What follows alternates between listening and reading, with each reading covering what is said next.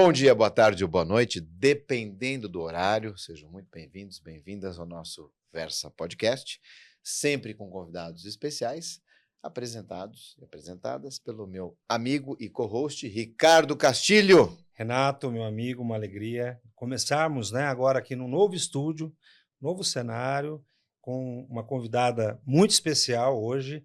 Então, uma grande alegria, que seja um ano próspero para todos nós e que a gente possa ter aí muitos insights, de muita informação, muita coisa boa.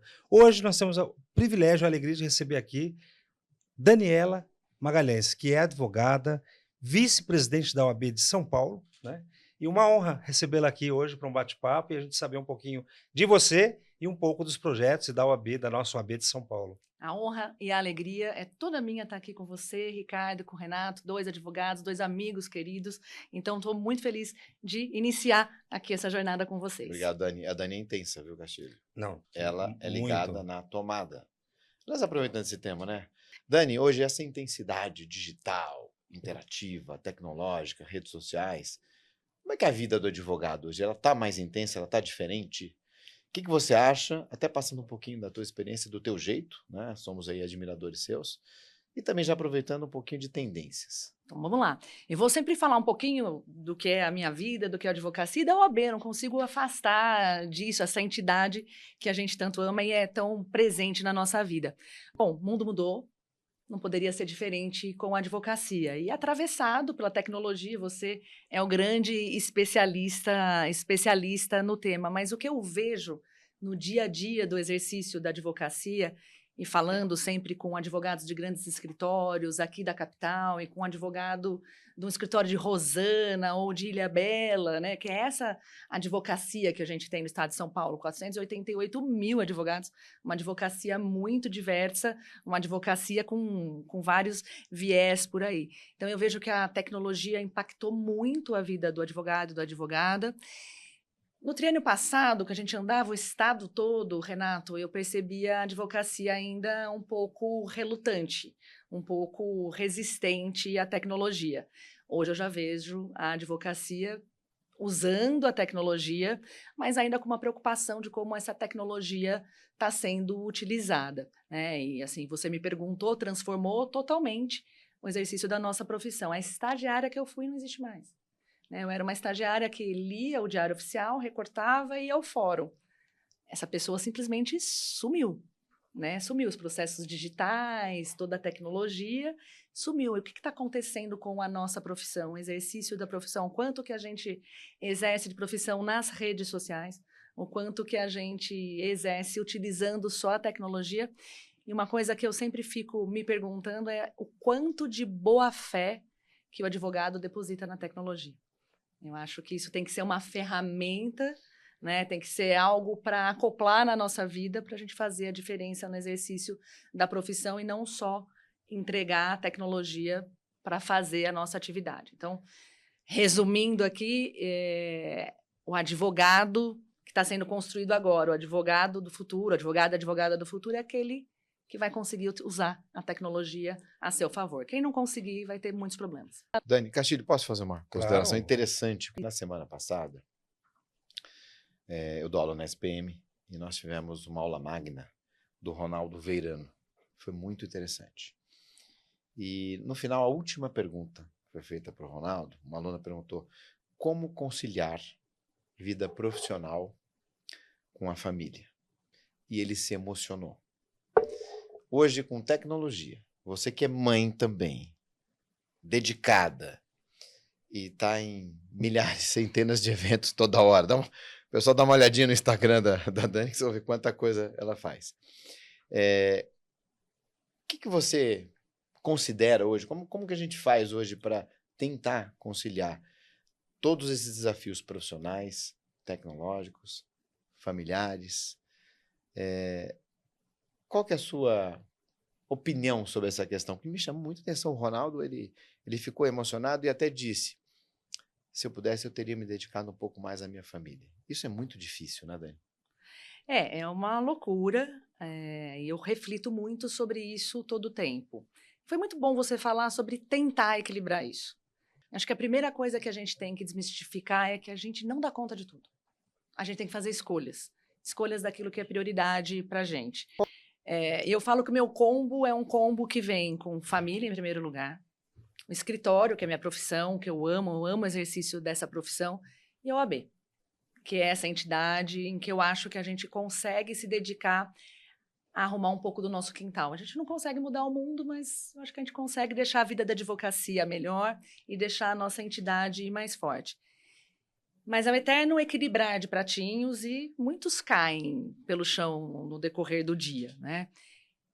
E aí eu acho que eu vou pegar alguns elementos para a gente poder dar conta do recado. Primeiro, disciplina, algo que a gente já conversou sobre isso, né? O Renato é um cara muito disciplinado e eu fico aqui tentando, né, me dedicar. Mas a disciplina, foco, a tecnologia vem aí para poder nos ajudar, E tem algo que eu gosto muito, que para mim é muito relevante, que é gestão. Durante a pandemia, né, que a gente teve que mudar todos os nossos escritórios, eu li um livro que chamava Scrum, a arte de fazer o dobro da tarefa na metade do tempo. Quando eu li esse livro, eu falei, meu Deus, vão querer arrumar um jeito de escravizar a gente ainda mais para trabalhar ainda mais. E não era sobre isso. Era sobre método de trabalho, métodos ágeis de trabalho, para você poder ter mais tempo livre para a sua vida. E eu implementei isso no escritório, implementei isso na UAB. A UAB era uma entidade que, quando a gente chegou lá, não tinha DocSign para assinar um contrato eletrônico. E não é que nós chegamos em 1990, nós chegamos em 2022, né, logo pós-pandemia. E, durante o triênio passado, a gente deixou a entidade na palma da mão, tecnológica, em termos de gestão. Faltou muito para fazer para a advocacia ainda, mas a gente conseguiu fazer isso, com foco, com disciplina, com tecnologia e com gestão, fazendo escolhas e tentando gerenciar o tempo. Mas aqui, Renato, vou dizer mais uma vez, é muito importante, principalmente para as mulheres, né? Porque a gente sai cobrada ainda com as tarefas do lar, né? Enfim, toda aquela discussão. Vão cair pratinhos. A gente não dá conta de tudo e ninguém precisa ser um Superman, uma Mulher Maravilha. A gente tem que fazer escolhas daquilo que é relevante para a gente naquele momento.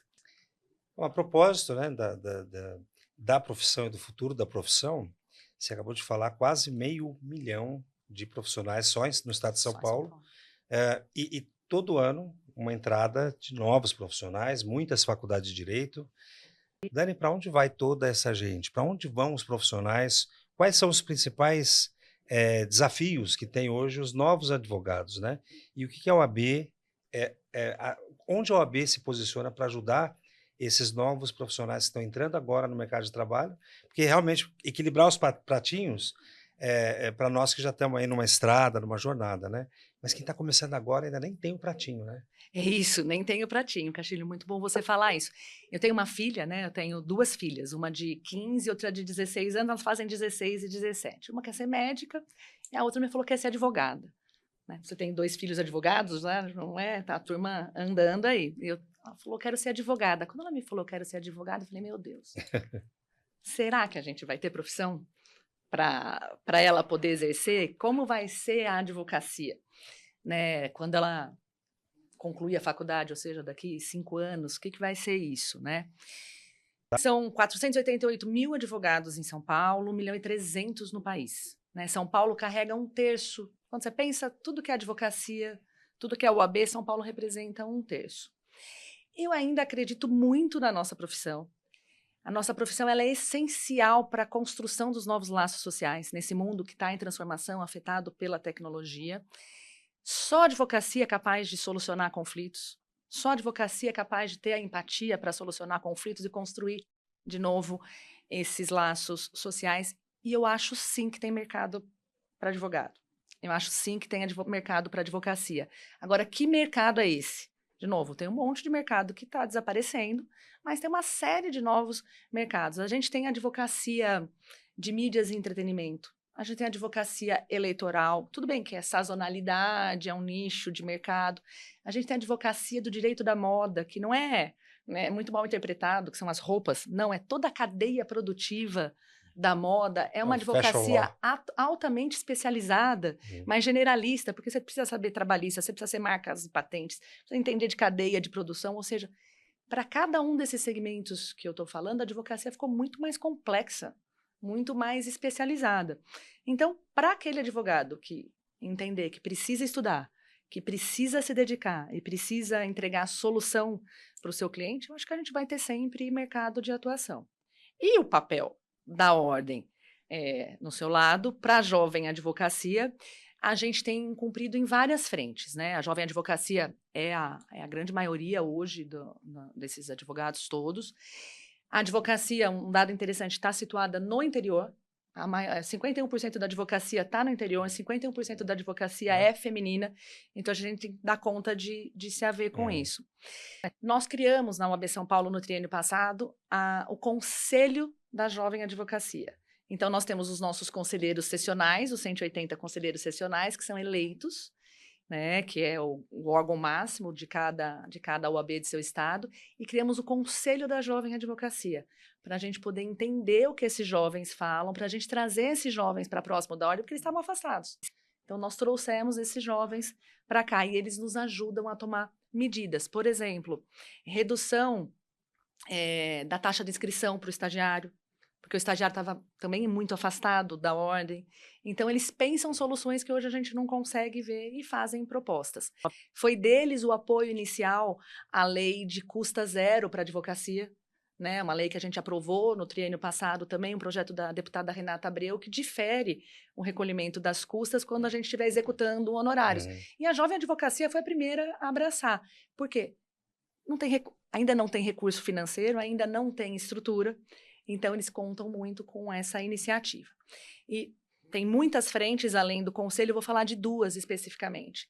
Nós estruturamos todas as nossas 257 subseções com escritórios de coworking. A gente percebeu, durante a pandemia, a disparidade de armas entre MP, judiciário e advocacia. A gente via um juiz, e ainda faz, né? Infelizmente, a sua audiência de casa, não sabemos exatamente aonde está, e o advogado tentando fazer audiência do carro, sem internet, porque ele estava num lugar que ele precisava ter sinal. Quando a gente olhou para aquilo, a gente falou, a gente precisa apoiar essa advocacia. Então, nós estruturamos as 257 subseções com escritórios de coworking, para o advogado e para a advogada poder ter ferramenta de trabalho. Computador moderno, internet de qualidade e ferramenta de consulta. Então, nós temos também ferramenta de consulta, a gente colocou uma licença da Jus Brasil em todos os nossos computadores, seja na sala do fórum, seja no ambiente de coworking, para que esse jovem advogado não tenha que ter esse custo de partida, de escritório, de ferramenta. Então, a gente cumpriu isso. E uma outra frente é a aceleradora de escritórios de advocacia, que é um projeto incrível, onde a OAB pega realmente na mão do advogado, da advogada, fala, vem aqui, a gente vai te apoiar a construir um escritório. E que tem três pilares. Cultura empreendedora, que é algo que a gente não vê na faculdade ainda, né, Renato? Cultura empreendedora, gestão de escritório de pessoas e marketing e negócios. Marketing e negócios. É assim que a gente está transformando a vida das pessoas, do jovem Olha advogado o resumo ao que ela pouco. fez Eu ficaria horas aqui falando. Muita coisa, né? Deixa eu perguntar uma coisa, compartilhar e perguntar uma coisa para a Dani. É um palpite meu, acho que o Castilho também já discutimos isso aqui. Mas falando em tecnologia, nessa evolução muito rápida, muito drástica, né? Todo dia muda alguma coisa.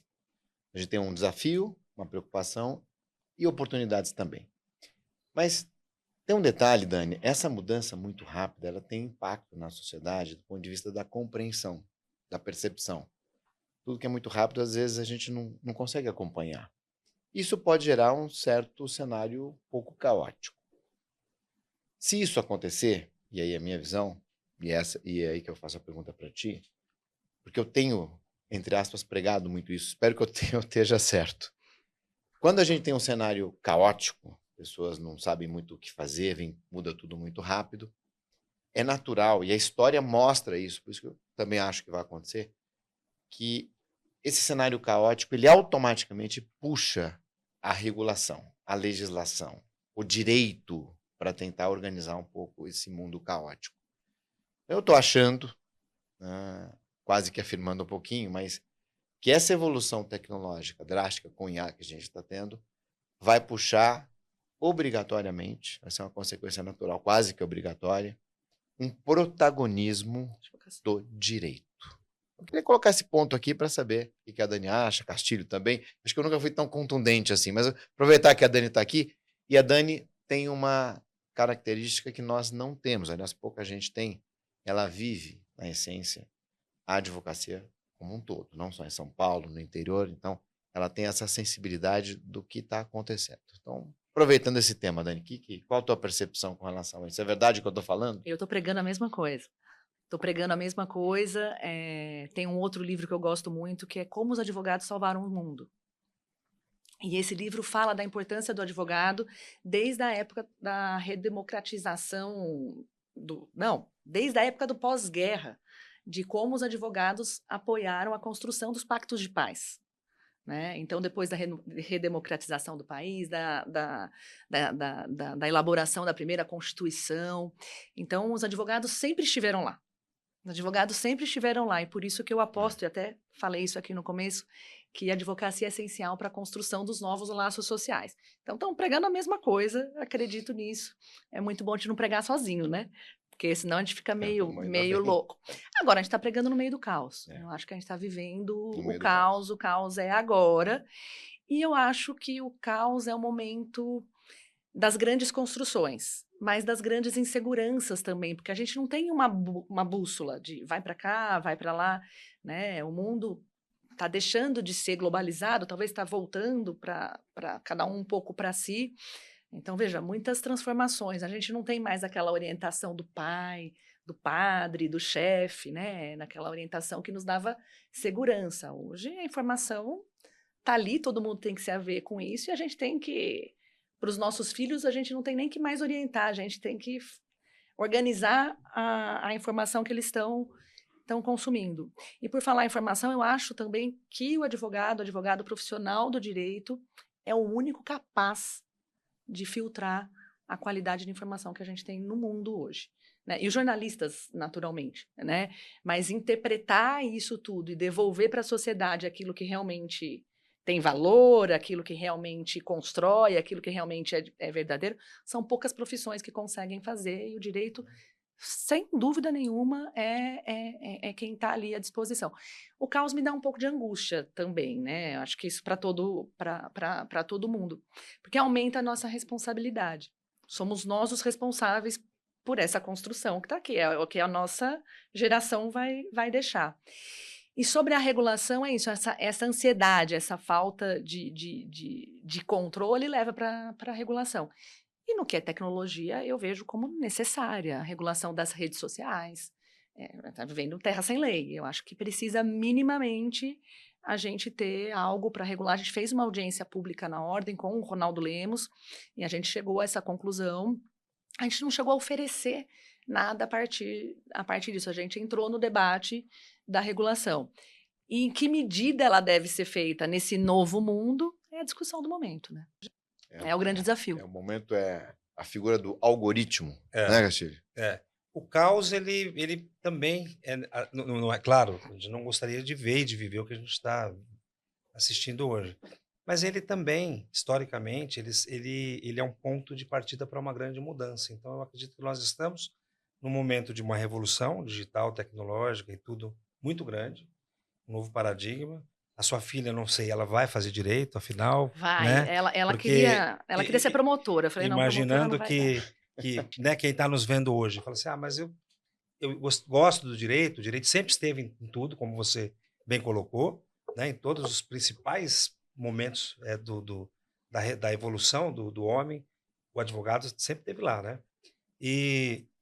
Mas as pessoas que têm medo hoje da profissão por conta disso tudo, mas tem muito advogado, ou não tem aonde que eu vou trabalhar, se agora as áreas estão sendo engolidas, né? Hoje, uma IA pode fazer o trabalho de um advogado, que é uma outra discussão, não é porque não é bem assim, né? Mas tem muita coisa acontecendo que traz esse medo, né? E, principalmente, essas questões todas dessa crise no judiciário que a gente vive, né? Nas instituições, não no judiciário, nas instituições, que traz para nós assim, um momento de reflexão de tudo, né? Então, eu vejo, neste momento, que a OAB aí como uma instituição representativa, né, de uma categoria importante, ela é fundamental na condução de todos esses problemas. A gente está vendo aí hoje, né? Não falando desse ponto, mas do Código de Ética para os magistrados, que já deveria ter, né? Não é só a lei da magistratura, mas um código de ética para que nós possamos ter, a partir daí, um judiciário mais isonômico, né? Então, como que é a sua visão em relação... Aí já vou perguntar, Renato, também sobre a sua ideia sobre a justiça, não a justiça do sistema, mas a justiça para Dani. A, a, a população, a sociedade confia no judiciário. Tanto que leva seus problemas para solucionar no judiciário, a gente sabe, a gente opera isso, a gente contribui para isso. São Paulo, a partir do Léo e da Patrícia, pautar um debate de proposta de um código de ética, vem ao encontro do que também é o desejo da sociedade, né? A sociedade não aguenta mais, os advogados não aguentam mais a gente ouvir de privilégios de determinado grupo de advogados, de atuação, enfim, de um lobby em que os 488 mil não acessam, né? Não acessam. E não é questão de acessar isso, é questão de você não conseguir resolver o problema do seu cliente. Então, há um desequilíbrio completo, e a gente está trabalhando para vencer isso, né? Esse debate está pautado, a OAB São Paulo o pautou, e não é porque a gente critica o judiciário, é porque a gente acredita no judiciário e a gente precisa de um judiciário forte, de um judiciário que consiga fazer a entrega da prestação jurisdicional para a sociedade. A gente quer, na verdade, colaborar para fortalecer o judiciário, que é a nossa função na Constituição, né? No artigo 133 fala lá que somos indispensáveis à administração da justiça, então estamos cumprindo o nosso papel. E isso vem de encontro ao anseio da sociedade. Se você olhar toda a manifestação que foi feita em torno disso, é a sociedade apostando na advocacia e apostando na entidade que é uma das entidades de classe, eu acredito, mais poderosas desse país. Junto com a manifestação do Código veio a manifestação da justiça por orelha, né? Você vê o anseio da sociedade para que a advocacia tome posicionamentos. E não há muito que a gente possa fazer ali, né? Código de ética, essas coisas se aplicam e se conduz, não é algo que a gente vai conseguir atuar e resolver.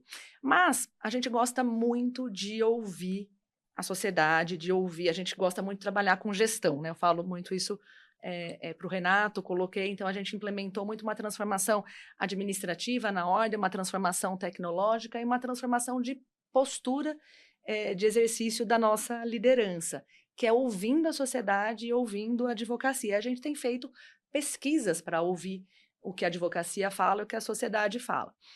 Então, por exemplo, do Código de Ética, a gente fez uma pesquisa, não só com os 180 conselheiros e com os 257 presidentes de subseção, mas também uma consulta com toda a advocacia, que está aberta, está lá no nosso site para poder participar. Essa pesquisa, a gente já havia feito ela de alguma outra forma, numa outra medida, no ano passado. Um sistema também nosso, para ouvir. E já veio para a gente, por exemplo, medidas como o prazo de mandato para ministro. Né? Então, a gente já estava ouvindo, mas agora a gente tem dados, não é só no cheiro do que a gente faz. E uma outra pesquisa muito interessante, que eu levaria horas explicando aqui, a gente está apresentando isso para a sociedade, e foi muito interessante de fazer. É que a sociedade, foi uma pesquisa sobre a visão da sociedade com relação ao advogado, não com relação ao OAB. Então, o que a sociedade pensa do advogado? E é um resultado muito, muito interessante de se ver. Eu apresentei no Colégio de Presidentes de Comissão que a gente tem na ordem, nós temos 117 comissões, e eu apresentei esse resultado lá. Mas o resultado é que, ao mesmo tempo em que somos muito criticados, junto com os jornalistas e com os economistas, então, na linha ali dos mais criticados, somos mais criticados. Porque cobramos honorários caros, porque tem muito aquilo que o advogado do diabo, ainda tem muito aquela impressão da advocacia. Mas diametralmente oposto. No outro lado, qual é a profissão mais admirada? É do advogado. Então, ao mesmo tempo que somos criticados, né, por pensarmos em nós, por sermos aquelas piadas que o advogado não é uma pessoa confiável, é muito longe isso da gente, né? A gente sabe o quanto o quanto é relevante ser voz da sociedade perante o judiciário, né? Isso é muito, muito importante. Mas é a profissão mais admirada, é a profissão mais confiável e é a profissão onde a sociedade deposita a confiança pelas mudanças que querem ver. Então, isso é muito interessante e nos devolve naquela nossa pregação de que somos indispensáveis aí à construção do futuro. Sabe que eu estava na dúvida se eu podia ou deveria fazer essa pergunta para a Dani ou não. Falei, será que ela tem alguma coisa da visão da sociedade, mas daqui deu certinho. Mas eu lembrei de uma questão aqui interessante, Dani. Tem um seriado que a gente está assistindo. É interessante fazer aqui a recomendação, que chama The Rookie. É a história de um policial lá de Los Angeles que ele passou... The Rookie, né? O novato. Ele entrou para a academia de polícia mais velho, então com 44, 45 anos. Então, o seriado passa em torno disso. Ele é mais velho, ele tem mais experiência, ele tem mais jeito, mas ele tem mais dificuldade em outras questões, etc. E agora ele está na fase de treinamento, como se fosse a vitalicidade. Então, ele tem lá 6 meses para ser aprovado, tem um mentor, que vai sempre junto com ele, e ele vai colocando na prática, vai experimentando na prática o dia a dia da polícia. E 2 episódios me chamaram a atenção. Um em que ele foi hackeado, então chamou a área por direito digital, e transferiram todo o dinheiro dele. Quantas pessoas tiveram esse problema hoje aqui? A gente tem até do falso advogado, né? Quanto estelionato, que é um outro tópico que deixar para uma segunda visita da Dani. E durante esse episódio, quando ele chama o especialista da polícia, o forensics, né, o perito, e junto com o Ministério Público, inclusive, a primeira coisa que diz é, olha, você tem direito, etc., mas você vai receber daqui a alguns anos só, porque o dinheiro foi transferido para fora dos Estados Unidos, no caso. Então, aquela questão da dificuldade da competência da internet como um todo. E o segundo episódio que eu assisti ontem, então, só para pontuar aqui, hoje é dia 9 de fevereiro de 2026. Então, ontem, no dia 8, domingo, estava assistindo com a Roberta, minha esposa amada, que está ali acompanhando sempre a gente.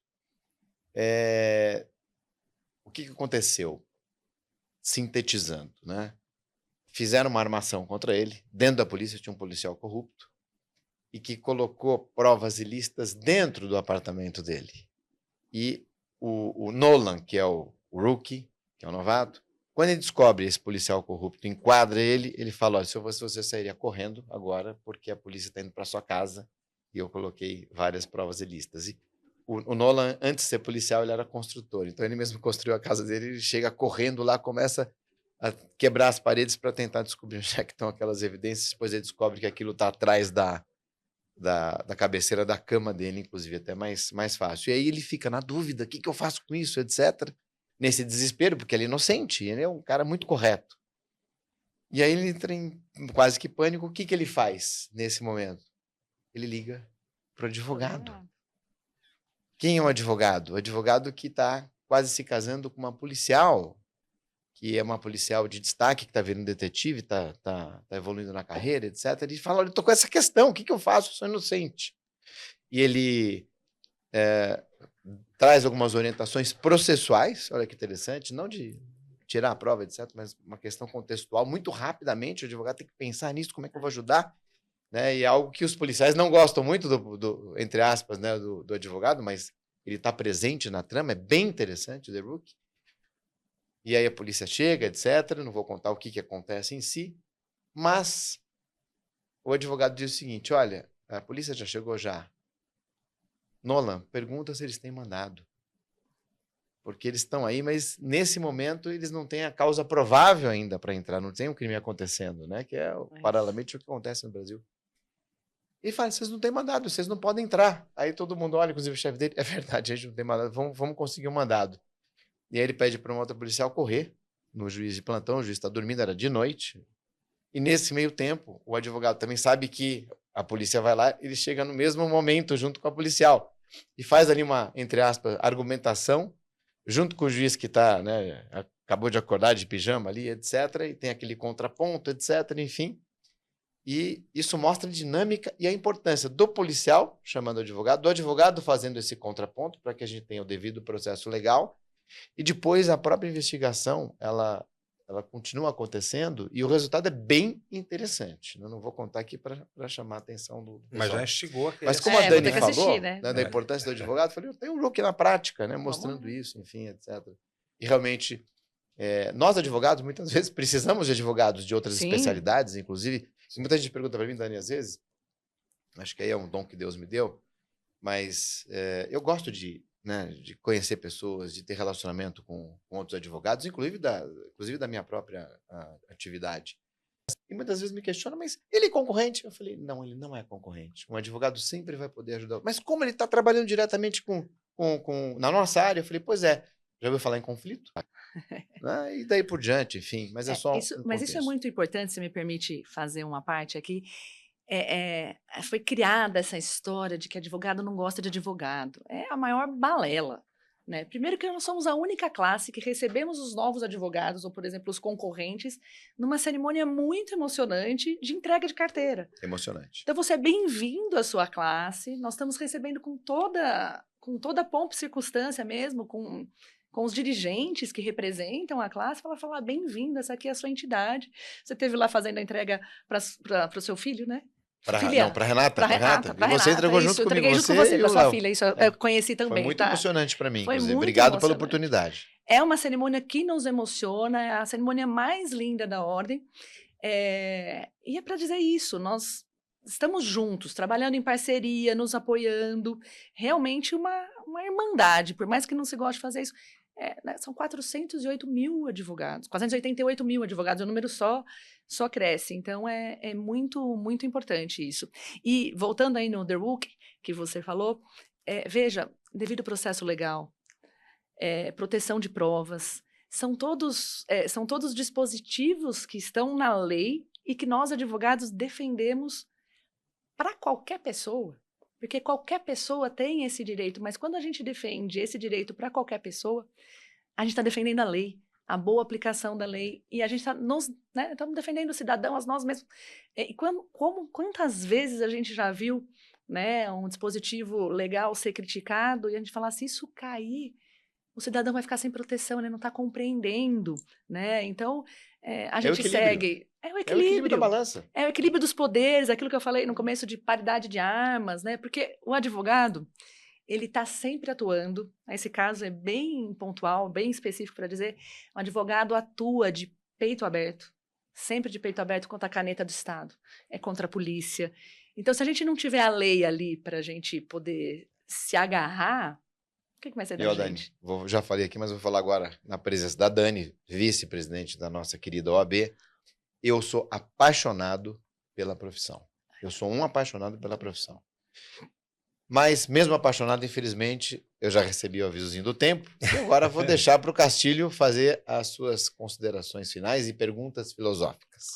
É só também rapidamente para complementar essa discussão, né, do concorrente, mas a melhor advocacia é aquela que os advogados, né, de ambas as partes que estão ali querelando, eles conciliam, eles conseguem a mediação, a conciliação é a melhor forma de conseguir um resultado para quem está buscando, né, ali o seu direito. Eu já tinha, no contexto, perguntado, Dani, mas uma pessoa como você que lida, né, com a categoria, principalmente no interior de São Paulo, como você falou, né, advogados que têm regionalmente situações de vida diferentes, né? O teu conceito de justiça, não como um sistema, mas a justiça para você da tua alma. Qual que é a tua ideia sobre aquilo que é justo e se a justiça é justa? Nossa, ele vai acabar assim com essa? Bom, sentimento de justiça de cada pessoa, eu acho que ele é o primeiro que vem, né? É o primeiro sentimento que qualquer criança tem, aquela discussão. Ô mãe, isso não é justo. Eu falo, filha, a vida não é justa, né? É o que a gente faz. A injustiça é fácil de ver, né? A injustiça é fácil de ver, mas a discussão sobre o que é justo ou não é algo muito, muito peculiar, né? Então, veja, o sentimento de um filho falando isso não é justo o que está acontecendo e a compreensão do que seria nesse diálogo justo ou não.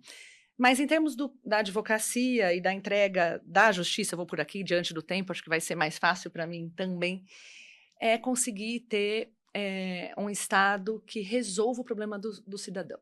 E o problema do cidadão, ele é amplo, ele é diverso. Pode ser o problema trabalhista, um problema de família, um problema de briga de sócios, um problema de pensão, enfim, um de aluguel.